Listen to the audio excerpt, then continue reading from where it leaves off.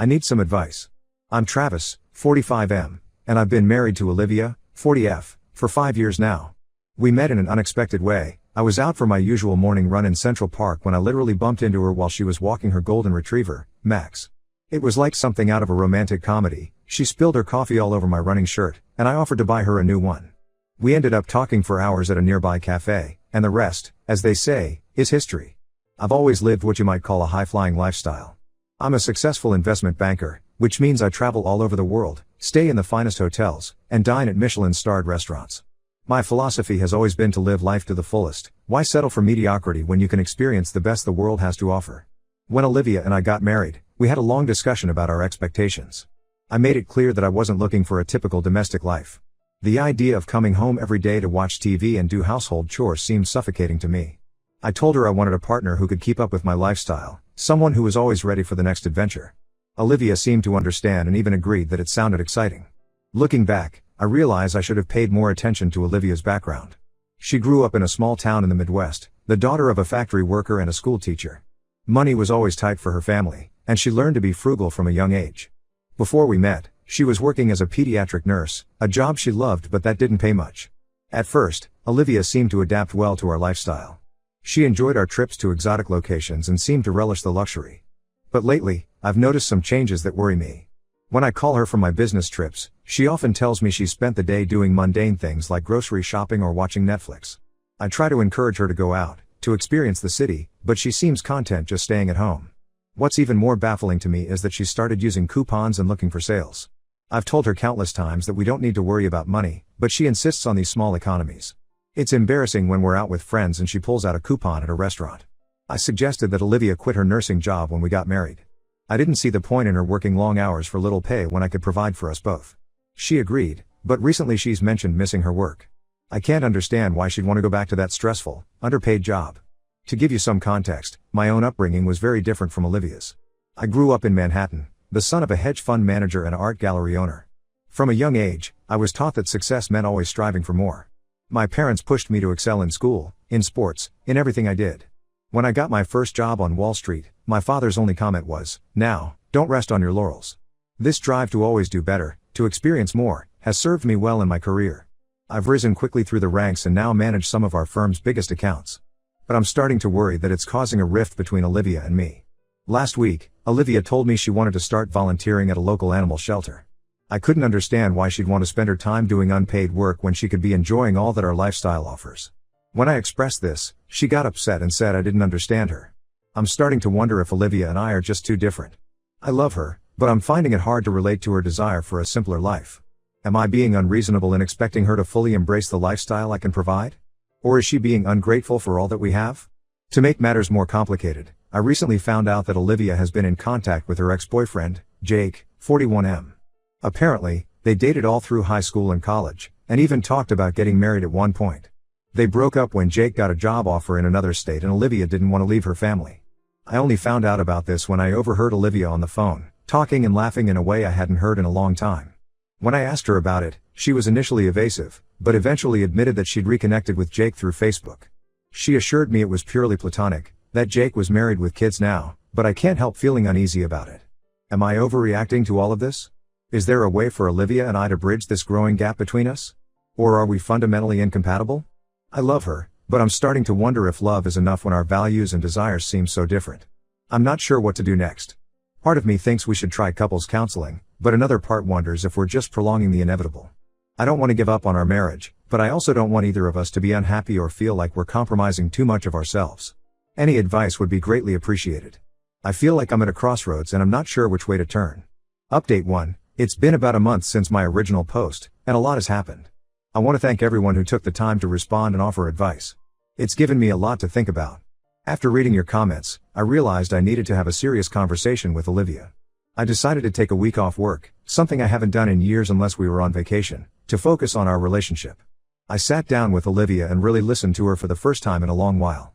What I heard shocked me. She told me she's been feeling lonely and unfulfilled for a long time. She misses her work as a nurse, the sense of purpose it gave her. She said that while she appreciates the luxuries our lifestyle affords, it doesn't bring her the same joy it brings me. Olivia also opened up about her friendship with Jake. She admitted that talking to him reminded her of the person she used to be, someone with goals and ambitions beyond being my wife. This hit me hard. I never intended to stifle her dreams. But the biggest revelation came when Olivia told me she's been volunteering at a local children's hospital. She's been doing this for months, telling me she was going to yoga classes or meeting friends. She said it made her feel alive again, using her nursing skills to help sick kids. I was initially hurt by her deception, but as she explained her reasons, I began to understand. She was afraid I would disapprove or try to talk her out of it. The fact that she felt she couldn't be honest with me about something so important to her made me realize how much damage my attitude has done to our relationship. We talked for hours, really opening up to each other in a way we haven't since we first started dating. Olivia shared her fears that she's lost herself in our marriage, that she's become someone she doesn't recognize. I shared my own insecurities, how my drive for success comes from a deep-seated fear of not being good enough. It was a difficult, emotional conversation, but it felt like a breakthrough. We've agreed to make some changes. I'm going to cut back on my work hours and try to be home more. We're going to volunteer at the children's hospital together once a week. And I've encouraged Olivia to look into part-time nursing positions if that's what she wants. As for Jake, Olivia has agreed to limit her contact with him out of respect for our marriage, but I've realized I need to trust her more. She's not the type of person to have an affair, emotional or otherwise. My jealousy was more about my own insecurities than anything she was doing. We've also decided to start seeing a couples counselor. I was resistant to the idea at first, but I now see that we need help to navigate these changes and rebuild our communication. It's early days, but I already feel like a weight has been lifted. I'm seeing Olivia in a new light, appreciating her compassion and dedication in a way I never did before. And I'm starting to question my own values and priorities. There's still a lot of work to do, but for the first time in a long while, I feel hopeful about our future together. I'll keep you updated on how things progress. Update 2. It's been 3 months since my last update, and I wanted to share how things have been going. The changes we implemented have had a profound impact on our relationship, but it hasn't all been smooth sailing. Olivia has started working part-time at the children's hospital, and seeing her passion for her work has been eye-opening. She comes home tired but fulfilled, often sharing stories about the children she's helped. It's made me realize how much of herself she had suppressed to fit into the life I thought we should have. As for me, cutting back on work hours was harder than I expected. I found myself constantly checking emails and taking calls during our supposed quality time. It led to a few heated arguments, but it also forced me to confront my workaholic tendencies. I've been working with our counselor on this, trying to understand why I feel such a strong need to always be on. Our weekly volunteering sessions together have been interesting. I'll admit, at first I felt out of place and useless. I'm used to being the expert in the room, and suddenly I was the one who didn't know what to do. But Olivia has been patient, teaching me how to interact with the kids and make them smile even on their toughest days. It's been humbling and, surprisingly, rewarding. However, not everything has improved. My reduced hours at work have led to some tension with my colleagues and a few missed opportunities. Part of me resents this, and I've caught myself blaming Olivia in my darker moments. I know it's not fair, but it's a struggle to let go of the life I thought I wanted. We've also had some disagreements about money. With Olivia working part-time and me working less, our income has decreased. Olivia seems fine with this, even suggesting we downsize our apartment, but I'm finding it hard to accept. The idea of scaling back our lifestyle feels like failure to me. On a positive note, our communication has improved dramatically. The counseling sessions have given us tools to express our feelings without attacking each other. We're learning to listen more and judge less. Olivia's friendship with Jake has evolved too. She's still in contact with him, but she's been completely transparent about it. She even suggested we all have dinner together with Jake and his wife when they're in town next month. I'm nervous about it, but I appreciate her openness.